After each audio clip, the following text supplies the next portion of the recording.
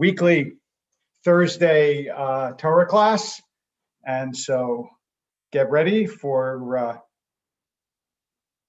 our dive back into the Torah.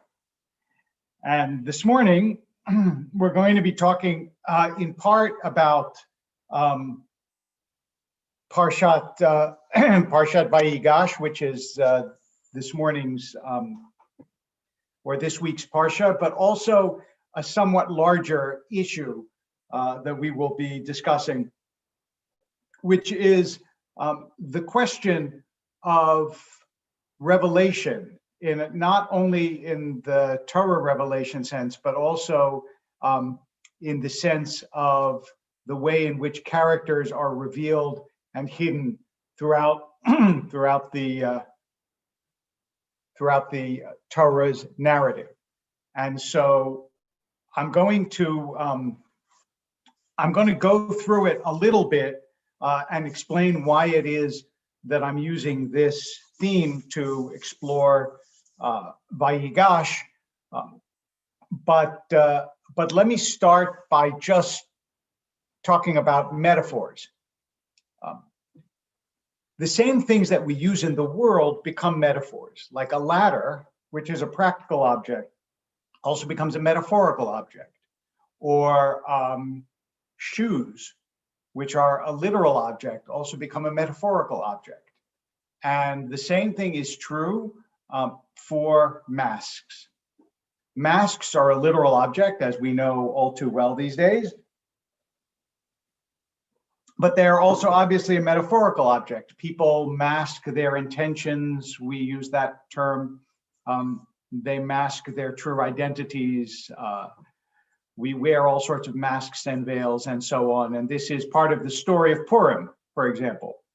The Purim story is all about people who hide who they really are, and then we gradually learn who they are through the narrative of the Purim story. So Haman doesn't seem like he's a bad guy at first. He hides who he is from Achashverosh, but in the end, of course, is unmasked. Esther doesn't really say who she is, doesn't say that she's Jewish till later and in fact, Esther means hidden, comes from Hester, to hide, which is a word we will come back to. But then at the end of the story, she is revealed as a Jew. So what I want to bring up is this idea that masking and unmasking, saying who you are and hiding who you are, is one of the constant themes of the Torah, especially of the book of Genesis. When you begin, for example, with Cain and Abel, even with Adam and Eve, it is a constant discovery of who people really are in ways good and bad, right? When God comes to Abraham in the 12th chapter of Genesis and says, I want you to go on this journey, we don't know who Abraham is. Abraham is gradually revealed to us as a person of tremendous character and faith, but we don't know that when we first meet him.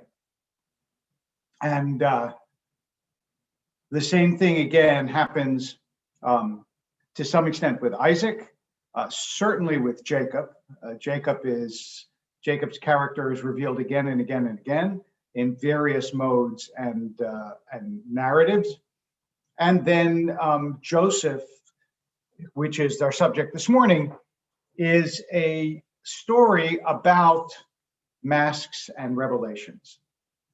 In this sense, Joseph has a very powerful connection to the Purim tale. Joseph connects in different ways to different characters. Joseph connects to Moses, but Joseph also connects to David and to Purim. He rises as a leader, and yet, just like Esther does, and yet he is second, just like Esther is. His fate depends on the king or the pharaoh. He is also initially not known for who he is. That is, He's not originally known to be a Hebrew. That gradually comes out. And of course, there's more masked about the Joseph story. There's the coat of many colors, which clothes are a classical masking device. Then the brothers bring back the coat saying Joseph is dead, when in fact he is not dead. Later on, there's the lie of Benjamin having stolen the cup when he in fact has not stolen the cup. There is the revelation of the brother's character that has changed. And then finally, the revelation of Joseph when he comes down from the throne and says, I am Joseph, your brother. We these days, I think, have probably been thinking an awful lot about masks and masking because of the nature of what's going on with the pandemic and with the recognition that masking has a lot of implications in social discourse. Resistance against it, submission to it, forget for a moment, I'm not talking now about its role in preventing the spread of the pandemic. I'm talking about its social signals. I have walked by people and they walked by me masked, and I didn't know it was them, they didn't know it was me. It depends on what else you're wearing. So we see how really powerful masks can be. And of course, at costume parties and masks, we really don't know who the person is. And that plays a role again and again in all sorts of dramatic situations. So Joseph in the Torah is probably the paradigm of the masked story and the unmasked story. But of course, the principal character of the Torah is, I'll pause for a moment, take a sip of coffee while you answer that question.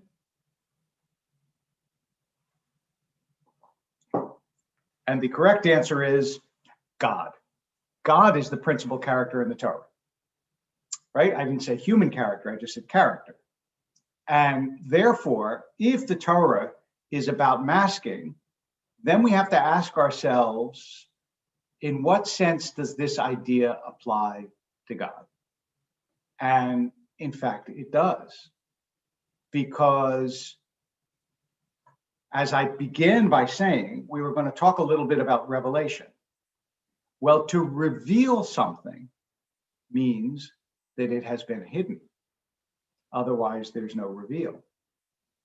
And when you reveal something that has been hidden, you have to realize that it pre-existed its revelation, which is exactly, by the way, what the Rabbi said about the Torah, that it existed before God revealed it. In fact, there is a midrash that the Torah is a blueprint for creation, and that God used it the way an architect uses a blueprint to make the world, right? It is one of the pre-existing things that predates the creation of the world. And this idea that God is hidden, I told you I was going to come back to the word Hester. In Jewish tradition, it's called Hester Panim, the hiding of God's face. And there is a lot written about Hester Panim. And it's not only in ancient times, in medieval times, and modern times, in modern times as well. It has been used for all sorts of theological speculations. In particular, Hester Panim was one of the explanations that was given in modern times to try to understand the Shoah, the Holocaust. That God hides God's face, that is, God absents God's self from the world at certain critical moments for whatever reason. And the reasons are a separate discussion, but it does make a parallel with the hiddenness of human beings. And the quest to find the real nature of people is of a piece with the quest to find the real nature of God and to undo the hester panim, or to see beneath the hiddenness, or to find what Buber, in his book on this, called the eclipse of God, as though there were moments when either the evil of the world or other factors pass before God and keep God's sustaining presence away from the reality of human life. And if this seems like a stretch from the Joseph story, it may be in some ways, but in deeper ways, I don't think it is. Because remember when Judah comes to Joseph and reveals himself, and then Joseph reveals himself, the brothers are terrified. And they're terrified because they think that Joseph is going to punish them. But what does Joseph say to them? Don't be afraid, because you are not responsible for my being here. You didn't do this. God did this. This was God's design. In other words, Joseph is identifying a secret pattern of God's involvement in history that they didn't see, but he does, and therefore is showing God's revelation through this historical fact. And this is another thing that ties it to the book of Esther, because the book of Esther is famously the one book of the Bible that does not mention God's name, and yet by reading it, one is supposed to see God's presence all through the book, because God is hidden but not absent, which is the great gulf between the two ideas of hester panim and atheism, right? It's not that God is absent, it's that God is hidden, which is not the same thing. So you could say, for example, during the slavery in Egypt, God is hidden. During the Exodus and the giving of the Torah, God is present. So there's a period of hester panim, and then there's a period of gilui panim, of the revelation of God's face. And this is one of the things that we bless people with, right? Yisa Hashem panav elecha v'yechuneka. May God's face rise to you and be gracious to you. In other words, may God's face not be hidden from you. May you be able to see God's face in the world. And the Joseph story is this classical story. It never says along the way that God did, I mean, Joseph says it, but the Torah doesn't say God put Joseph in the pit. God made sure the Ishmaelites and the Midianites would carry him off so that he wouldn't be killed by his own brothers. God made sure he ran across the baker and the cupbearer in the prison. God made sure to give him the right interpretation from the dreams. Joseph says that himself. He says God interprets dreams, but we don't have the objective narrator saying it, that God told him what to do with Pharaoh, and on and on and on. I also think, by the way, I was thinking about this, is a little bit off topic, but not very off topic, that the Joseph story, and especially what he says of Egypt, is relevant to what we're going through. Remember what he says about Pharaoh's dream. We're going to have these 7 bad years. And during these 7 bad years, we're going to have to work to build up the 7 good years first, work to build up stores and reserves so that during the 7 bad years, we will have what to draw on. And I think that in a sort of roundabout way, the pandemic has, for those of us who are adults, I don't think you can ask this of children, it has tested what reserves we have stored up in the good years in all sorts of ways. Reserves of relationships, certainly financial reserves, but that I'm putting aside. But reserves of relationships, reserves of inner resources. Have we, in fact, during the good years, use them to build ourselves in a way that during difficult times, we have what to lean on and ways to sustain ourselves. And that Joseph, again, Joseph's character is revealed, and our characters are revealed as well, since life is the great unmasker. At least for most of us, life is the great unmasker, although I suppose it is not impossible that people can go through life with pretense and never let their guard down. But I think that would be very hard and very draining. That reminds me of Philip Larkin, the English poet. Someone once asked him why he didn't do poetry readings, and he said, "I have no desire to go around pretending to be me." And there is a certain performative aspect to being a public person where you sort of pretend to be you. But the genuine resources that you hold on to and the things that are deep are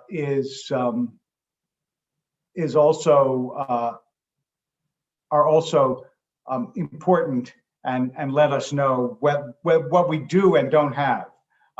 Someone said about from Sephardic Mizrahi on Facebook, we can see God's back but not his face. He's not always obvious to us in the moment. That's true. That's a somewhat different idea than what I'm intending to say, although certainly related, which is that remember when Moses sees God in the book of Shemot, it's God's back that Moses sees, and the frequent interpretation of that is you only see God in the aftermath of things, that you can't see God at the moment.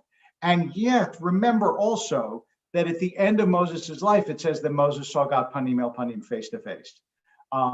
And so there are both concepts in the Jewish tradition, that is that you only see God in the aftermath of things.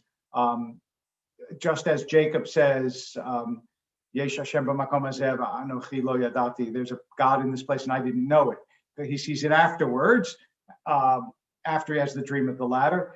But there is also this sense of not directly witnessing God's face because we're not Moshe, but seeing a glimpse of God in the present moment as well. Although, as I say, it's certainly, it's delicate because, as you know, you're not supposed to be able to see God's face and live. And so there is also an unutterable majesty and greatness about a direct vision of God that is so overwhelming that human beings can't sustain it. Having said that, though, the part of the takeaway of this and the reason why masks are so significant in this metaphor, and it's why I use masks instead of just hiddenness, is that the one place where you do see an image of God, and no, it's not a direct physical image, obviously, because in our tradition, God doesn't have a physical image, but the one place where you see a physicalized image of the unphysical, ineffable God is in every human face. That's where you see God in this world. And one of the reasons why in the Jewish tradition, you don't have, for example, what you have in other traditions, which is a custom of veiling one's face, which does not exist in our tradition,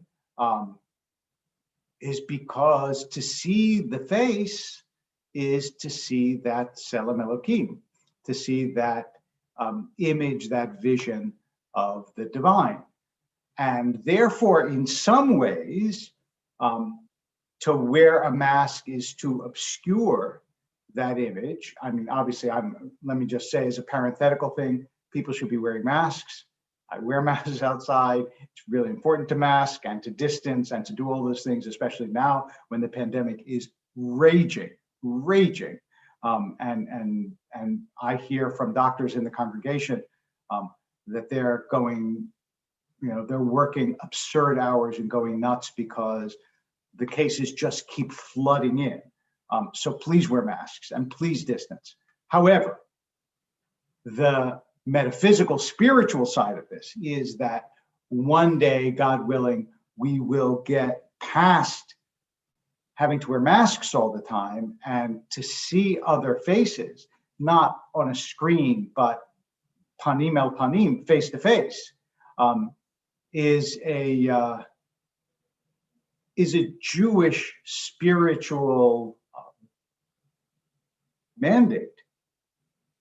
You're supposed to do that. It's one of the reasons, one of the many, many reasons why we don't go on retreats and live alone in the mountains by ourselves where there are no other human beings, because it's essential to see the actual human face, and to treasure that and to care for it.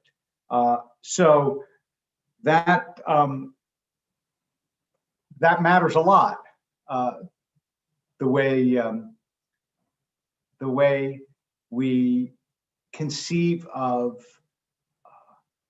humanity and see God in people, and the sense of unmasking in the same way that under the chuppah, you pick up the veil and there you see before you the person you're going to spend your life with, and they see you. That panim el panim, that beautiful moment.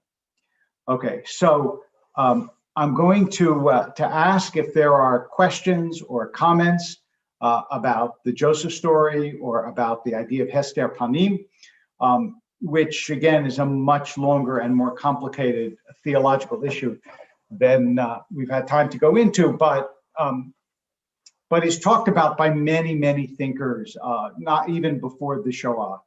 The idea of Hester Panim. It's a way of preserving God's care and God's closeness and still explaining God's absence, which is something theologically that I think a lot of believers have had a difficult time with, but feel in some way that it is essential to hold on to all those different and sometimes seemingly contradictory poles. So let me take a look at 1 second. Oops, I'm trying to take a look at comments, but I did not succeed. Let's see if I can find the comments here. 171. Oh, that's what happens when you look at more than one computer at a time.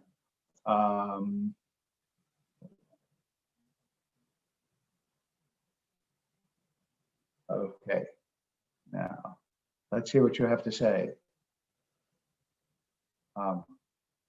I can see many wonderful hellos from different. Do I think Israel is going through tough times, Lisa? Yes, I do. But I'm not going to get into the politics of it at the moment. But here's what I would say. Let me tell you a story about whether Israel's going through tough times. Yes, Tamar Farnaz says, Tamar, absolutely.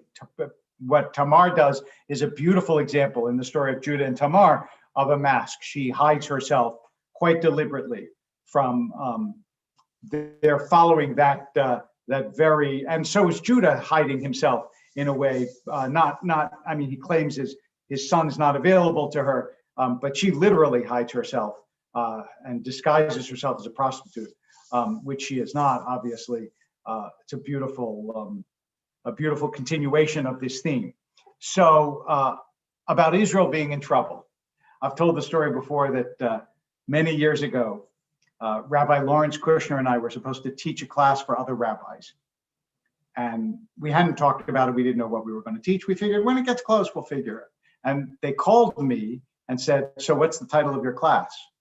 And since we had not discussed what we were teaching, I had no title. So I called him and I said, Larry, we have a problem. We were supposed to give a title today and we don't even know what we're teaching. And he said, I have a title that always works. I said, what? He said, Israel at the crossroads. We're always at the crossroads. So you could say right now about the government of Israel that it is at the crossroads. What will happen? I do not know. These days, America is always at the crossroads too. but I leave politics to political heads, and I'm going to stick with Torah. So if there are no other questions, tell me what else. And I say hello to Haiti and Homestead. Thank you, Sephardic Mizrahi, and Jennifer and Juseni and Robert from London. It's wonderful. And it looks like you got your Brexit, Robert from London. I hope that'll be good. And Kate Reese from Seattle, and so on. Anyway, everybody who's joined us, I really do appreciate that. And remember that we will not be having, because of New Year's, we will not be having class next week. We'll return in the new year in 2021. And God willing, 2021 will be a better year than 2020 has been. Although 2020 has also had some beautiful and wonderful things in it. And we should not neglect, among other things, the extraordinary accomplishments of human beings in bringing a vaccine so quickly, and the science that it required and the cooperation that it required, and the many acts of goodness and kindness that this year has seen of people to one another in difficult times. So I don't want to dismiss any year too quickly, but still, I hope next year is better than this year.